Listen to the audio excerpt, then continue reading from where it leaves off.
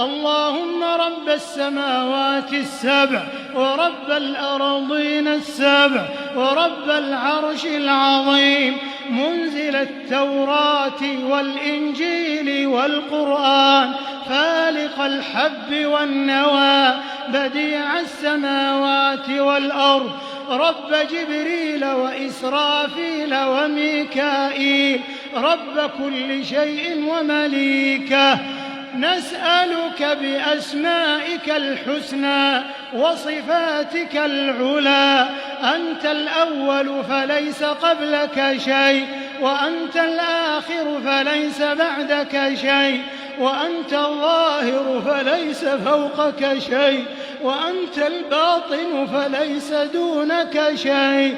أغننا من الفقر واقض عنا الدين يا رب العالمين.